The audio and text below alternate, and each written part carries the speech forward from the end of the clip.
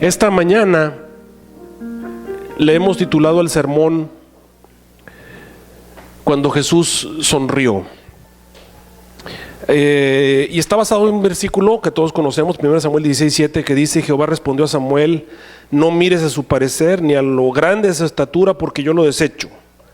Porque Jehová mira no lo que el hombre mira, porque el hombre mira lo que está delante de sus ojos, pero Jehová mira finalmente, Él mira el corazón. Todos nos gusta hacer felices a aquellos a los que amamos. Nos debe gustar más hacer felices a todo el mundo. Queremos hacer feliz a todo el mundo. Por eso es que venimos a la iglesia, seguramente, por eso es que seguimos a Jesús. Quisiéramos que todo el mundo fuera feliz con las cosas que hacemos. Pero con más razón queremos hacer feliz a aquellos a los que amamos. Estoy hablando de aquellas personas con las que nos relacionamos. Quisiéramos que fueran felices con las cosas que nosotros hacemos. ¿Y cuántos quisiéramos hacer felices a Jesús? Con más razón. El Señor Jesús dijo: si me amáis, deben guardar mis mandamientos para empezar. Y hacemos las cosas que dice la Biblia, son agradables delante de Él. Nos gusta, queremos hacer felices, queremos sacarle una sonrisa al Señor Jesús, pero eso es difícil. Cuando nosotros vemos los cuadros que pintaba en la Edad Media acerca de Jesús, vamos a ver que todos los cuadros de la Edad Media eran cuadros que pintaban a un Jesús adolorido, a un Jesús golpeado, a un Jesús demacrado, a un Jesús con una cara de sufrimiento y dolor. Esa es la época de la Edad Media. Cuando llegó el siglo XIX, el siglo XX, el siglo XXI, queremos un Jesús más feliz, un Jesús más jovial, un Jesús con un rostro más llamativo, que atraiga más a los niños y que nos haga sentir menos mal por la forma en la que a veces vemos a Jesús. Realmente no tenemos un cuadro exacto acerca de cómo era Jesús o cómo no era, y no nos debe interesar tanto su aspecto físico. La verdad es que en la Biblia vamos a encontrar que el Señor Jesús pasó muchos momentos de dolor y muchos momentos de tristeza. Aparecen en la Biblia y en los escritos del Espíritu y Profecía los sentimientos de Jesús reflejados, pero nunca vamos a encontrar sentimientos de alegría, de gozo, a un Jesús sonriendo, a un Jesús riéndose. Eso desaparece de los escritos sagrados. Solamente lo vamos a encontrar a un Jesús llorando. Por lo menos 2 veces en la Biblia se registra que Jesús lloró. En Juan 11:35 Jesús lloró junto a la tumba de Lázaro. Y cuando comenzó a llorar, dice, y Jesús lloró, las personas que se encontraban en los alrededores empezaron a pensar: mirad cuánto le amaba, pensando que Jesús estaba llorando porque se había muerto un ser querido. La realidad es que Jesús estaba llorando por todas esas personas que estaban allí, por la incredulidad de los fariseos, por la incredulidad de los sacerdotes, por la incredulidad de los dirigentes, por la misma incredulidad de los seres humanos y por las cosas horribles que iban a ocurrir en el futuro. El Señor Jesús lloró por la raza humana.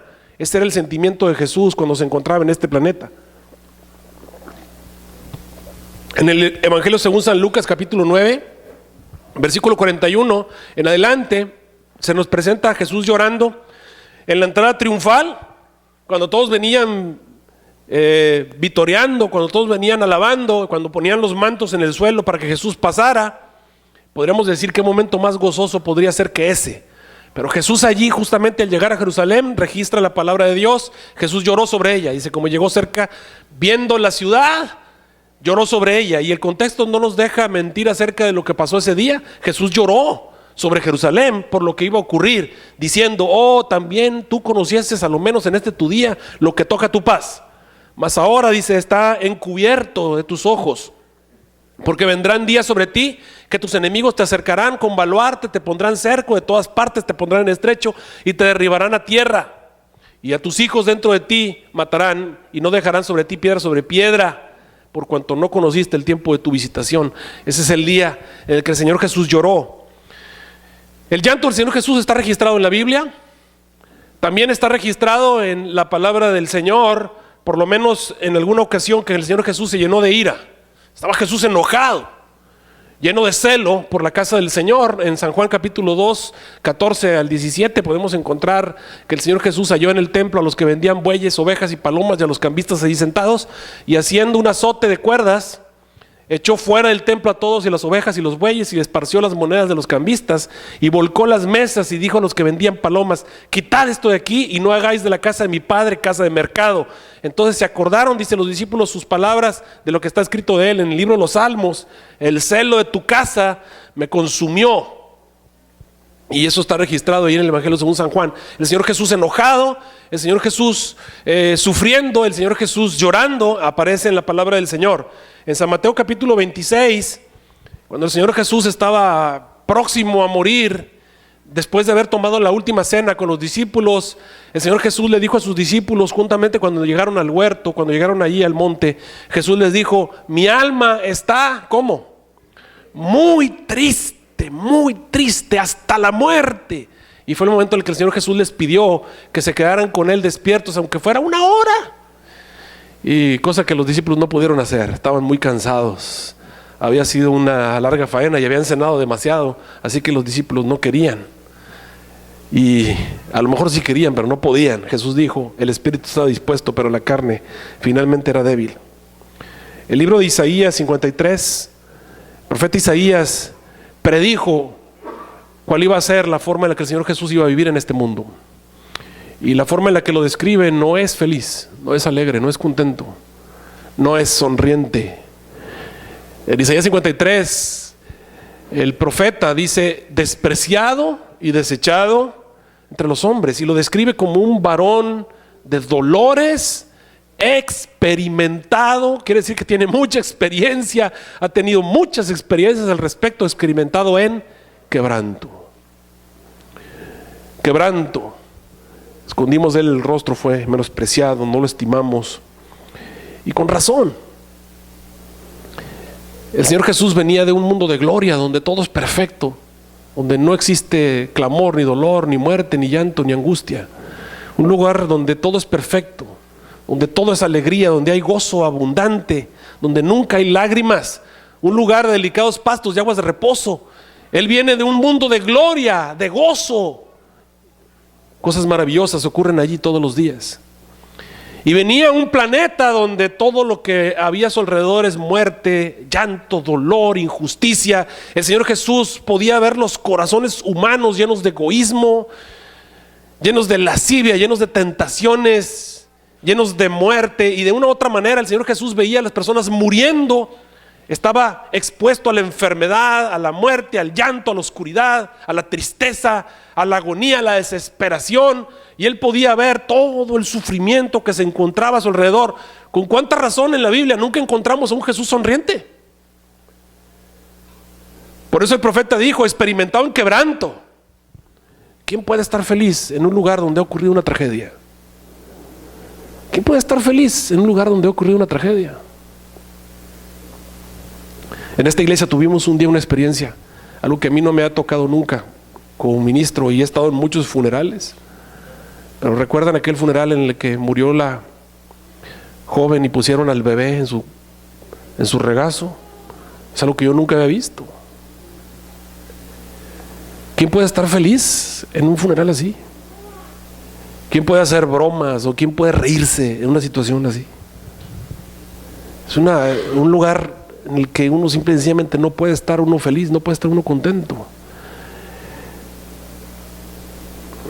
¿Cómo podía el Señor Jesús estar contento en un lugar donde todo lo que podía haber a su alrededor es desesperación, es muerte, es angustia, es dolor, tristeza, amargura, y aún incluso podía haber adentro de los que él había venido a salvar deseos de matarlos, a los que él quería ayudar? No los podía ayudar porque se sentían ricos.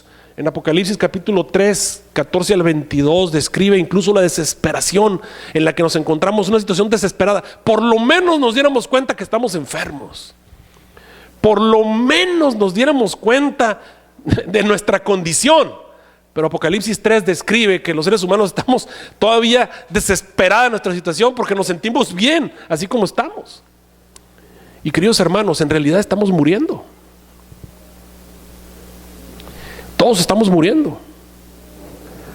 Y alguno dirá: bueno, yo acepté al Señor Jesús y tengo acceso a la vida eterna, pero en realidad estás muriendo. Estamos muriendo. En Apocalipsis 3 dice: tú piensas, crees que eres rico y estás enriquecido y no tienes necesidad de ninguna cosa, pero en realidad no te has dado cuenta cuál es tu condición. Eres pobre, ciego, miserable y desnudo. Ojalá, dice, pudieras. Así se sentía Jesús cuando nos veía a los seres humanos, cuando veía a los escribas, cuando veía a los fariseos, cuando veía a los pecadores comunes. Había algunos que por lo menos sabían que estaban pecadores. Por eso decía que las rameras y los publicanos iban delante de ese grupo de personas. ¿Cómo podía Jesús estar feliz en medio de un mundo en agonía al que Él había venido a salvar? Y todo veía más allá. Los que Él había venido a buscar, los que eran suyos, no le habían recibido. No podía estar feliz, obviamente. Sin embargo, yo me di a la tarea. ¿Qué podemos hacer para que Jesús pudiera sonreír? ¿Qué podemos hacer en este mundo para que nuestro amado Maestro, aunque sea, esboce una sonrisa? ¿Qué puedo hacer yo, pecador, para hacer que Jesús sonría? ¿Qué puedes hacer tú para que Jesús sonría? ¿Habrá algo en la Biblia, algún momento, algún lugar? Y yo me di a la tarea a buscar algún lugar donde Jesús sonrió. Ya olvídate de la risa, olvídate de la alegría. Por lo menos una mueca que exprese un sentimiento del corazón que te hace sentir gozo, alegría, que esboce una sonrisa. Por eso le puse este sermón el día que Jesús sonrió. Y sabes que no encontré en la Biblia, no hay ningún versículo que diga que Jesús sonrió, no hay ninguno. Y entonces dije, bueno, la hermana White, y busqué todos los textos sabidos y por haber de la hermana White. Gracias a Dios que ya tenemos muchas enciclopedias electrónicas. Y busqué todo lo que dice en el inglés y todo lo que dice en español, y no encontré algo que diga que Jesús sonrió. Tuve que hacer, por arte de magia, utilizar varios textos, pegar aquí y pegar allá, y encontré una historia, un momento que quedó registrado por la inspiración que Jesús sonrió. Y te dije que tuve que hacer magia, porque busqué textos aquí y textos allá, y haciendo textos aquí y textos allá de la hermana White, entonces llegué a entender: allí Jesús sonrió. Y tú vas a estar de acuerdo conmigo. La historia en la que el Señor Jesús sonrió se encuentra registrada en San Lucas capítulo 21, 1 al 4, y en Marcos 12, 41. En la Biblia no dice que Jesús sonrió, pero ahorita te vas a dar cuenta cómo es que llegamos a esa conclusión. En San Lucas capítulo 21, 1 al 4 dice: y mirando, vio a los ricos que echaban sus ofrendas. Tuvo que hacer en el templo, y estamos hablando de ofrendas. A Jesús, hermanos, no le gusta el dinero. No es por amor al dinero. De hecho, el dinero es nada más una expresión que los seres humanos inventamos para representar nuestra vida. Y los veo a ustedes con cara de ¿what? Sí, el dinero es una representación de nuestra vida. De hecho, ustedes llegan a tener dinero porque ustedes invirtieron algo de su vida. O sea, tú trabajas para H-E-B, no sé, 48 horas. Estás invirtiendo tu vida a una empresa terrena llamada H-E-B, y esa empresa te paga por tu vida. O sea, tú, ¿qué le diste a H-E-B? Le diste tu vida. Entonces H-E-B te da una cantidad de dinero que representa lo que vale tu vida, supuestamente. Esa es la forma en la que el dinero representa. Pero no es otra cosa más que representación. Así que ahí estaba el Señor Jesús en el templo, y dice: y mirando a los ricos que echaban sus ofrendas en el gasofilacio. El gasofilacio es el cofre de los tesoros. Vio también una viuda pobrecilla. Y aquí es donde entra la viuda. La viuda no tenía dinero, pero no importa que seas pobre, puedes hacer a Jesús sonreír. No importa que no seas el pastor, el anciano, el dirigente, puedes hacer a Jesús sonreír. De eso se trata este sermón. Este sermón se llama El día que Jesús sonrió. Vio a una viuda pobrecilla que echaba allí 2 blancas. 2. Y dijo: De verdad os digo que esta pobre viuda echó más que todos, porque todos estos echaron de lo que les sobra para las ofrendas de Dios, pero esta en su pobreza echó todo el sustento que tenía. Y ese momento histórico es el momento cuando Jesús sonrió en todas las historias de la Biblia, en toda la palabra de Dios. El único momento justificado que yo encuentro es ese. Jesús ve a una viuda pobre. Jesús ve no lo que el hombre mira, porque el hombre mira lo que está delante de sus ojos. Jesús ve el corazón. Jesús ve a esa viuda pobre, ve sus motivos, ve lo que ella quiere hacer y le da un gozo y se refleja en una sonrisa. En un mundo de miseria, en un mundo de angustia, una viuda pobre iluminó el rostro de Jesús con una sonrisa.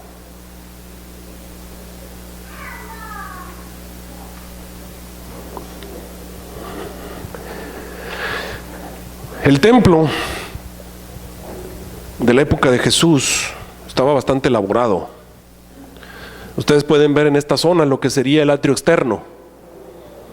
Todos los seres humanos tenían acceso a este atrio externo. La parte interior es lo que sería el lugar santo y el lugar santísimo. Obviamente este pedacito de patio que tú ves acá se le conocía con el nombre del atrio interno, y en este atrio solamente los judíos tenían acceso. El atrio de los gentiles era obviamente un atrio más grande. Lo más seguro es que estos edificios que formaban parte de las murallas del templo eran obviamente corredizos y unos grandes espacios donde la gente se reunía para orar, y aquí es donde estaban los cambistas y otras personas, obviamente teniendo ganados y cosas a los alrededores. Fue donde Jesús los sacó. Posiblemente el gasofilacio o los cofres de los tesoros estaban obviamente entre estos edificios que formaban las murallas de lo que sería el atrio externo. Y en ese lugar, allí se colocaban cofres estratégicamente para que las personas vinieran a depositar sus ofrendas. Ahora, las dos blancas que la mujer depositó, que consideramos un maravedi de aquella época, posiblemente dicen los teólogos que fueran lo que se llamaban los leptons o las prundas, que fueron las dos monedas acuñadas en esa época que tenían menor denominación o menor valor comercial. O sea, las monedas acuñadas de esa época de menor valor que alguna vez fueron acuñadas en la época de Cristo eran precisamente las dos blancas. Y esas son las monedas que la mujer llevó. Recuerden que en esa época la gente no tenía dinero. O sea, el dinero lo manejaban generalmente personas que tenían comercio o que de alguna manera manejaban buenas cantidades. En esa época el intercambio era el sistema comercial. Lo que hacía la gente para conseguir alimento, ofrecía trabajo o traían alguna cosa de casa, el aceite, o si sembraban, llevaban lo que sembraban, o animales, los intercambiaban para obtener otras cosas que necesitaran en su casa. Entonces muy pocas personas tenían realmente dinero. Había, vamos a decirlo así, la mayoría de los habitantes del planeta Tierra no tenían monedas, no tenían dinero, no tenían moneda, no tenían acceso. Había personas que en toda su vida no habían tocado una moneda. No habían tocado una moneda. Posiblemente esta viuda nunca había tocado una moneda en su vida. Posiblemente. Ahora, las dos monedas que se encontró o de alguna manera llegaron a sus manos no tenían demasiado valor. Tenían mucho valor. No sabemos cómo era la viuda pobre. Algunas de las cosas que tenemos en la mente es que era una anciana. ¿De dónde lo sacamos? No sé. La Biblia no dice que era una anciana. A lo mejor era una mujer joven. Déjenme decirles que la gente que se moría de 40 años no era cosa rara en esa época. Así que a lo mejor era una mujer joven, a lo mejor era una mujer con hijos. Y si hubiera tenido hijos, todavía la historia se vuelve más dramática, porque una persona con hijos pues tiene todavía una responsabilidad más allá que su propio cuerpo. Pero esta mujer solamente lo único que nos dice la Biblia es que era viuda. O sea, no tenía un hombre con el cual ampararse, no tenía la fuerza física para poder trabajar, para poder de alguna manera servir, salir adelante. Y esta mujer que no tenía el apoyo de un varón, esta mujer va y se encuentra de alguna manera estas dos monedas, pero en vez de pensar en sí misma, piensa en Dios. Y esto es lo maravilloso de esta historia. Mateo 6:33 brilla en mi mente. Buscad primeramente el reino de Dios y su justicia. Y eso fue lo que esta mujer pensó. Cuando se encontró las dos monedas, pensó primeramente en Dios. Y eso es lo que hace que Jesús sonríe. Cuando hay alguien que de alguna manera vence el egoísmo natural de pensar primero yo, luego yo y al último yo, lo vence por el deseo de pensar en Dios primeramente, es allí donde ya ha habido un trabajo, donde esa persona ha sido sensible a la voz del Espíritu Santo y ha vencido la naturaleza heredada y cultivada que tenemos los seres humanos. Y se convierte en un acto abnegado, en un acto de puro amor. Lo haces por amor a Dios. Y cuando viene esta mujer y entrega todo lo que tiene y lo pone en el tesoro del Señor, eso es un acto maravilloso. Ahora quiero que entiendas que el acto se volvió todavía más dramático, porque la hermana White nos dice que se había vuelto en un show. El llevar las ofrendas al templo era un show, era un espectáculo. Los ricos habían convertido el llevar las ofrendas como algo con el que ganarse la autoridad o la estima de los seres de la iglesia. Es curioso que en algunas iglesias los ricos van ubicándose, y necesitamos a los ricos en la iglesia. Nadie dice que no. El dinero siempre va a ser una bendición. El problema es que cuando los ricos de la iglesia empiezan a pensar que porque dan dinero, la iglesia tiene que hacer lo que ellos quieren. Entonces ahí es donde ya empezamos a tener problemas. Y hay iglesias que tienen serios problemas porque tienen muchos ricos. Y luego los ricos empiezan a pelearse, ¿verdad? Porque quieren ver quién es el que va a dominar o a dirigir la iglesia. Es curioso. Y llega el momento en el que dice, bueno, y si no vas a hacer lo que yo hago, entonces me voy a otra iglesia en la que sí hagan lo que yo hago. O lo que yo quiero. Y empezamos a tener problemas porque hay un dicho que dice que con dinero, ¿qué pasa? Baila el chango, ¿no? Y sin dinero tú bailas como chango, así que las iglesias no queremos andar bailando como changos, así que finalmente haces lo que te pide el rico para que te dé el dinero. Yo conozco muchas iglesias así. Algunas las tenemos cerquita, pero no les quiero decir. Pero bueno, ese es el asunto. El punto es que el dinero te puede dar muchas ventajas terrenales. El ofrecer el dinero en el vasofilacio se había convertido en un show. Era un espectáculo. Yo agradezco al Señor por esta iglesia. A mí me da la tesorera me da cada mes un informe de todas las personas que ofrendan, o sea, todo lo que ustedes dan. Déjenme decirles que aquí en la iglesia tenemos pocos ricos. Y los ricos que tenemos no son ricos. Tenemos pocos ricos. Lo que sí tenemos son muchas personas muy fieles. Muchas. No estoy hablando de uno o dos. Estoy hablando de muchos. Muchos muy fieles. Y hay unos que dan bien poquito, pero siempre dan, siempre están.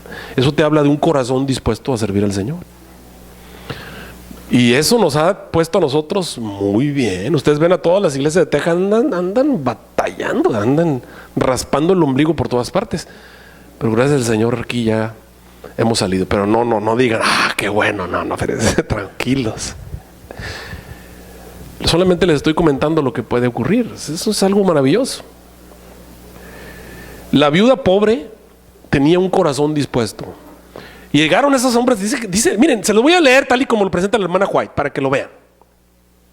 Dice así, yo sé que no lo alcanzan a leer, está muy chiquita la letra, no es mi interés de que la lean, lo voy a leer yo.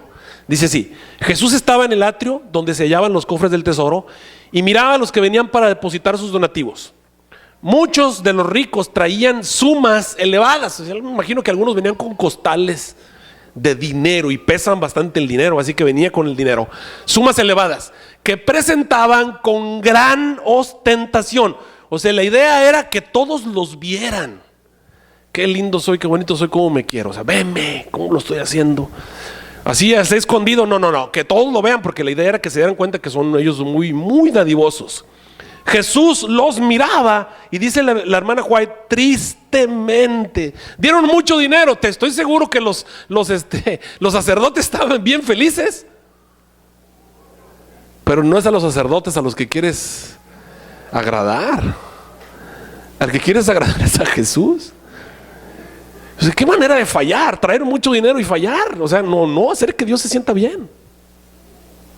¿Qué manera de regarla? O sea, diste mucho dinero y no estuvo feliz el Señor. ¿De qué te sirvió? Pero estos estaban felices ahí, obviamente todos estaban felices en el templo porque lo hacían con gran ostentación, porque los hombres desgraciadamente no vemos lo que Dios mira, nosotros vemos lo que está delante de nuestros ojos. Jesús los miraba tristemente, pero sin hacer comentarios acerca de sus ingentes ofrendas. Luego su rostro esa es la palabra, se iluminó. Yo dije, aquí debe haber algo. Y entonces me puse a buscar otros textos. Y cuando me puse a buscar otros textos, me encontré este otro texto, en el que dice, Dios sonríe. Y cuando da el ejemplo, ¿qué ejemplo crees que da? Cuando Jesús dijo acerca de ¿quién? Dios. Jesús dijo acerca de el rostro de Jesús se iluminó. ¿Realmente qué era? ¿Te fijas lo que tuve que hacer para poder encontrar a Jesús sonriendo?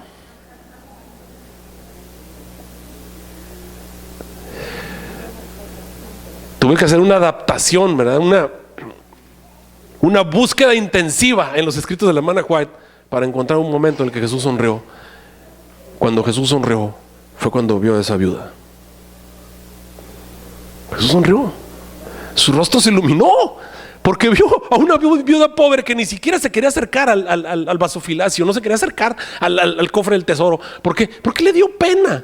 Se había encontrado las dos blancas, le dio gozo, dijo, estas las voy a dar al Señor. Pensó en Dios, fue con emoción, nunca había tenido oportunidad de dar nada según ella, para Dios. Ella creía, seguramente esa mujer había hecho mucho por Dios, te aseguro, muchas cosas había hecho. Muchas obras de bien, había orado por muchas personas, había tratado bien a sus vecinos, había sido buena. Porque una persona que está dispuesta a hacer eso era una persona buena. Y muchas cosas hacen las personas buenas en este mundo. Pero ella tal vez pensaba que nunca había hecho nada para Dios. Y cuando se encontró esas dos blancas pensó en hacerlo para Dios. Las voy a llevar al templo. Y cuando llega, desilusión, ve a unas personas que a Dios no le hace falta porque había mucho dinero. Podría haberse desanimado, podría haber dicho, tal vez una persona vacía un costal enfrente de ella.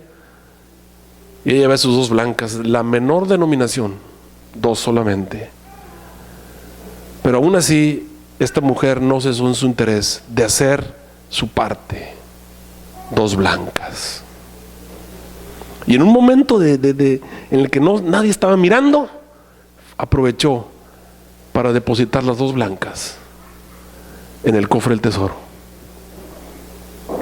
Y el rostro de Jesús sonrió.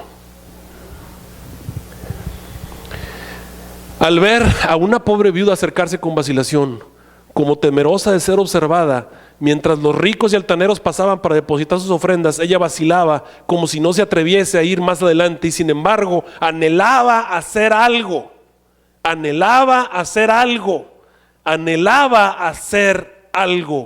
por poco que fuese, en favor de la causa que amaba. ¿Por qué amaba esa causa? Porque era la causa de Jesús, porque era la causa de Dios. Miraba el donativo que tenía en la mano, era muy pequeño en comparación con los que traían aquellos que la rodeaban, pero era todo lo que tenía. Aprovechando su oportunidad, echó apresuradamente sus dos blancas y se dio vuelta para irse, pero al hacerlo notó que la mirada de Jesús se fijaba con fervor en ella. El Salvador llamó a sus discípulos y les pidió que notasen la pobreza de la viuda. Entonces sus palabras de elogio cayeron en los oídos de ella. De cierto os digo que esta pobre viuda echó más que todos. Lágrimas de gozo llenaron sus ojos al sentir que su acto era comprendido y apreciado. Muchos le habrían aconsejado que guardase su pitanza para su propio uso. Querido hermano,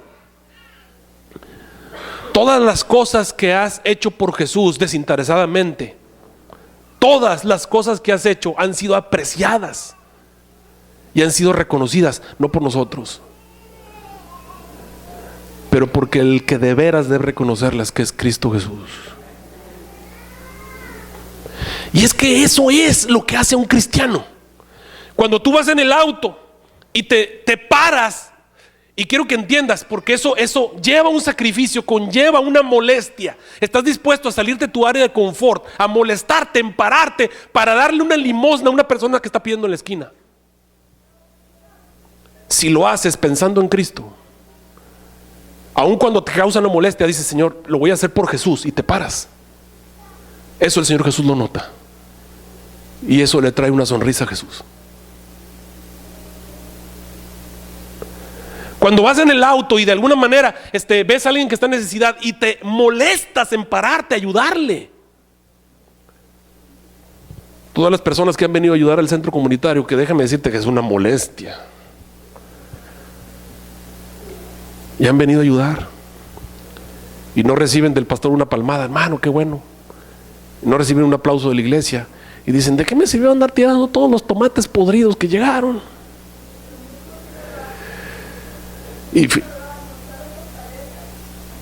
Y finalmente, así es, finalmente el Señor reconoce. Así es.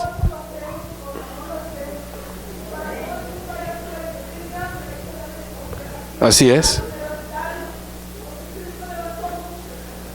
Así es. Cuando nosotros hacemos esto, de alguna manera, no hay reconocimiento terreno, pero ¿quién lo reconoce? Dios lo reconoce. ¿Y por qué lo hiciste? ¿Lo hiciste por ganarte el aplauso? Lo hiciste porque, ¿sabes por qué? Porque hubo una mente que te dijo, en la mente te dijo: eres cristiano. Ay, Señor, pero no tengo ganas. Hazlo. Es como el hijo que dice: Señor, ve a la viña, y ay, Señor, no tengo ganas, y finalmente fue. Ese agradó a su Señor. Porque el ser cristiano no es sentir, es hacer. Es hacerlo. Y ese es el punto. Así que él dijo: ¿saben qué? Esta mujer ha dado más que todos ha dado. Y en realidad digo más que todos, porque ¿cuántos hemos utilizado este sermón, esta historia, para predicar sermones que han producido muchas más ofrendas? Y el fruto de las dos blancas ha sido mayor que el de todos los costales de dinero que soltaron ese día en el templo. Dio más que todos. Así que miren lo que dice la hermana White en este texto. Dios, la ofrenda más pequeña, dice aquí, la ofrenda más pequeña dada con corazón lleno de amor hacia el Salvador, viene a ser un don sin precio, sobre el cual Dios, ¿qué? Sonríe y pone su bendición. Cuando Jesús dijo a la viuda, acerca que la viuda echa más que todos, estaba diciendo lo que te estoy diciendo: mucho más que todos dio, por lo que iba a ocurrir. Este texto me gustó. La religión pura y sin mancha, la verdadera religión, no es un sentimiento: es que lo hago porque sentí. No, lo hice porque debía. Porque realmente nunca te van a dar ganas de hacer el bien. Escúchalo bien. No dan ganas de hacer lo bueno, pero lo haces porque lo tienes que hacer. Esa es la verdadera religión. O sea, no tengo ganas. ¿Tienes ganas de ir a ver al enfermo? ¿Tienes ganas de ir al hospital? ¿Tienes ganas de ir a visitar a esa persona? ¿Tienes ganas de orar por aquella persona? ¿Tienes ganas? No. ¿Tienes ganas de venir a repartir? No. ¿Tienes ganas de venir y llevar un folleto? ¿Tienes ganas de dar las ofrendas? ¿No te dan ganas? Cuando te pagan y tienes que separar el diezmo de las ofrendas, ¿crees que dan ganas? No dan ganas. Simple y sencillamente lo haces porque lo tienes que hacer. Por eso te dice aquí: la religión pura y sin mancha no es un sentimiento, sino la realización de obras de misericordia y amor. La realización de obras de misericordia y amor. Esta religión es necesaria para la salud y la felicidad.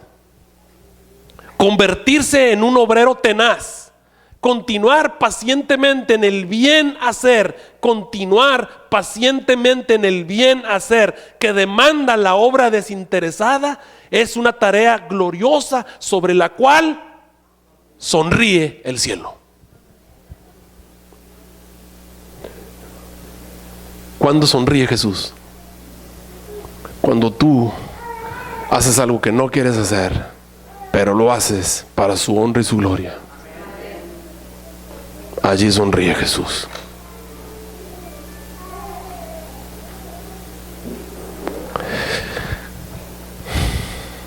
Es un espectáculo en nuestra vida. Es un programa. ¿Quién lo está viendo? ¿Jesús era el que sonríe? No, todo el cielo sonríe. ¿Por qué todo el cielo? Porque todos nos están viendo.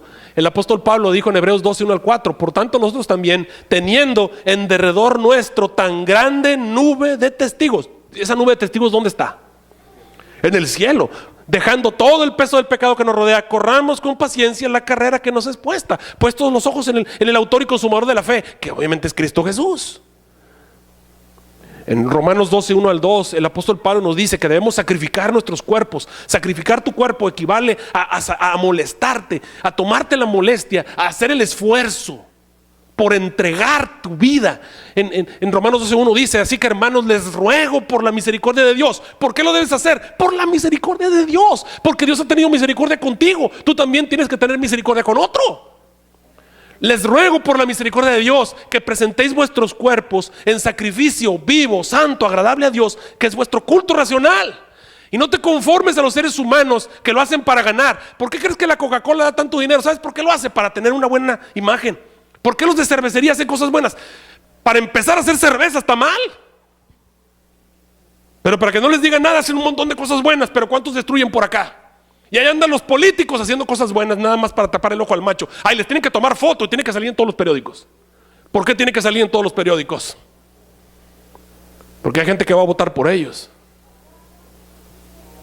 Ay, qué buenos son, hay que poner a ese.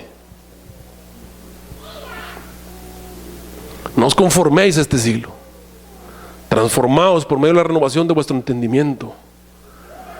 No es los seres humanos los que te tienen que ver, es Dios el que te tiene que ver. Y lo vas a hacer por Él. Y esa voluntad de Dios es agradable y perfecta. Cuando Jesús venga por segunda vez, va a poner a los corderos a su derecha y les va a decir: venid, benditos de mi Padre, heredad el reino preparado para vosotros desde la fundación del mundo. Porque tuve hambre, y a lo mejor no tenías, pero me diste de comer. Estuve desnudo y me vestiste. Estuve en la cárcel y viniste a mí. Señor, ¿cuándo lo hicimos? Y Él le va a decir: en cuanto lo hicieron con uno de estos mis hermanos, lo hicieron conmigo. ¿Por qué tenemos que hacer así? Para que nos vean los demás, para que vuestro Padre que está en los cielos vea vuestras buenas obras y sonría. Y sonría. Bien, buen siervo fiel. Sobre poquito fuiste fiel, sobre mucho te voy a poner. La mayor necesidad del mundo es la de hombres que no se vendan ni se compren. Hombres que sean sinceros y honrados en lo más íntimo de sus almas. Hombres que no teman dar al pecado el nombre que le corresponde. Hombres cuya conciencia sea tan leal al deber como la brújula al polo. Hombres que se mantengan de parte de la justicia, no matter what, aunque se desplomen los cielos. Estamos terminando un año eclesiástico. ¿Me pueden tocar? Hazme un siervo, por favor. 500. Gracias, Licet. Estamos terminando un año eclesiástico. Y yo sé que en esta iglesia hay muchas personas que han hecho cosas para Dios, pequeñas. Tal vez nadie les ha visto. No te voy a pedir que te pongas de pie, pero sí hay un grupo de personas a las que les voy a pedir que se pongan de pie. Tú estás incluido, porque sé que muchos de ustedes han hecho cosas para Dios. Pero estamos cerrando un año eclesiástico y yo quiero agradecer en forma especial a aquellas personas que han tenido algún nombramiento, y estoy hablando que fueron maestros de escuela sabática, hicieron el aseo, sacaron alguna cosa porque la iglesia los puso, porque la iglesia les pidió. Y al hacer tu trabajo durante un año de servicio, nunca recibiste el apoyo, nunca recibiste el aplauso, nunca recibiste el reconocimiento. Pero hoy es el último sábado del año eclesiástico. Y yo quiero agradecerte en nombre del Señor Jesús por tu trabajo. Quiero que todos aquellos que fueron maestros de escuela sabática, que fueron asociados, que fueron consejeros, que fueron directores, que fueron subdirectores, que fueron ancianos, que formaron de alguna manera, que tuvieron algún nombramiento, quiero que se pongan de pie, pónganse de pie.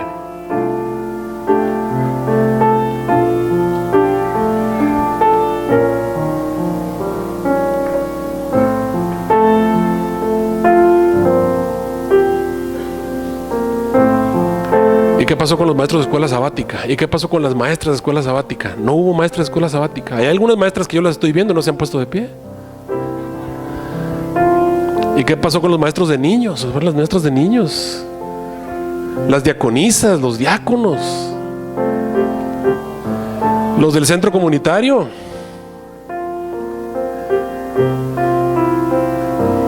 Y algunos dicen, pastor, son toda la iglesia. No importa, pónganse de pie. Si tuviste alguna responsabilidad por parte de la iglesia y la realizaste, estuviste aquí trabajando para el Señor, te estoy pidiendo a ti que te pongas de pie entonces.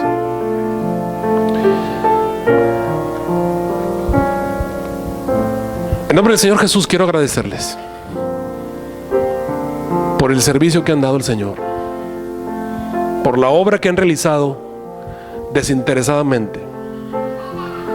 Yo no les puedo dar nada, pero déjenme decirles que todo lo que ustedes han hecho está anotado en el reino de los cielos. Dios lo va a reconocer, y es mejor el reconocimiento que Él da que cualquier reconocimiento terreno.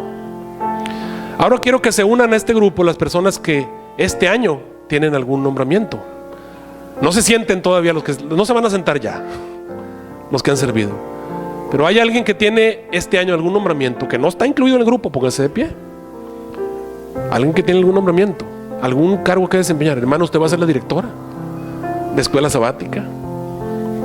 Aquí están los que van a ser ancianos. Los que tienen algún nombramiento, únanse a este grupo. Servicio activo del Señor. Allá arriba están los de comunicaciones que no se pueden levantar, pero también los reconocemos. Que de paso, ellos hacen un esfuerzo muy grande en transmitir nuestros sermones a través del mundo. Muchas personas entran a escucharlos. No duden en agradecerles a Noé y a Mauro y a todos los que están allá arriba por su trabajo, por su dedicación al Señor. Y ahora quiero preguntar, ¿cuántos queremos hacer algo por el Señor durante este nuevo año? ¿Quieres hacer algo por el Señor aun cuando no tengas el nombramiento? ¿Lo quieres hacer? Ponte de pie y vamos a cantar este himno.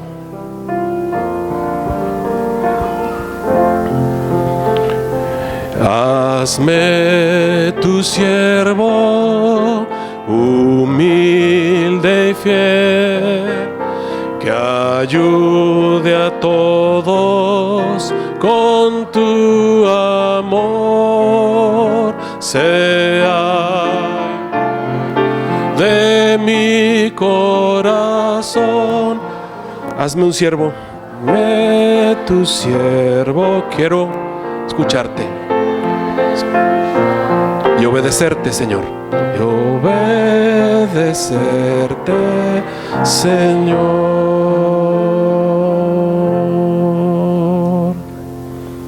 Venid benditos de mi Padre, heredad del reino preparado para vosotros desde la fundación del mundo. Ya se los he dicho. ¿Cuál es mi sueño? Lo que yo más anhelo cuando esté en las moradas eternas o cuando vea por primera vez a Jesús es ver una sonrisa de Jesús, que me vea y me diga: lo hiciste bien, lo hiciste bien. Ese debe ser también tu sueño. Todo lo que haces, todo lo que piensas, todo lo que tienes, hacedlo todo para la gloria de Dios. Te agradecemos, nuestro Dios y nuestro Padre Celestial, porque nos has llamado para ser como tú eres. Nos has llamado para ser la luz del mundo. Nos has llamado para ser la sal de la tierra, hacer la diferencia, hacer que el mundo sea un mejor lugar, para reflejar a otros el carácter que tú tenías. Ayúdanos, oh Señor, a cumplir con la parte que nos toca. Te lo suplico en el nombre de Cristo Jesús. Amén.